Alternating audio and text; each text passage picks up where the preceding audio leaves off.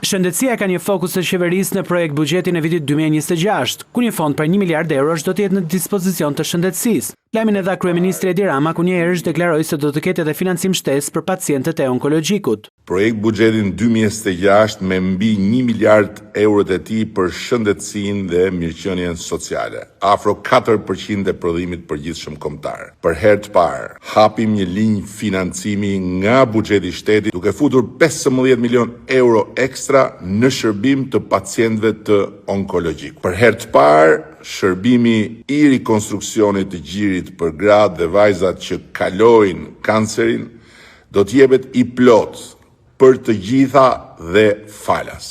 Kryeministri u ndal edhe tek rritja e pagave për bluzat e bardha, duke stimuluar njëkohësisht qëndrimin për të punuar në Shqipëri. Ndërkohë, 4600 mjek, infermierë dhe farmacistë, si dhe 14200 teknik dhe laborant do të përfitojnë një rritje të re pagash, çka është edhe një mesazh i qartë për gjeneratën e re të bluzave të bardha se në Shqipëri qëndrohet dhe punohet me dinjitet, dhe se Shqipëria 2030 do të bëhet vendi ku ikja do të jetë thjesht zgjedhje individuale, jo imponim nga pamundësia për të qëndruar dhe punuar këtu. Në projekt buxhetin e vitit 2026 do të jenë në fokus sipas Ramës edhe investimet në infrastrukturën e spitaleve rajonale.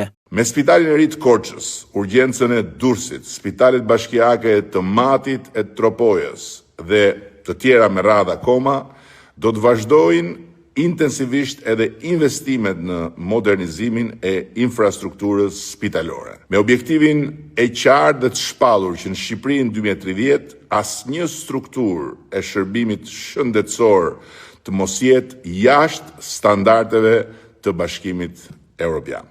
Brenda vitit të ardhshëm pritet të hapet sipari partneritetit mes qendrës spitalore universitare Nën Tereza me Spitalin e Milanos San Raffaello.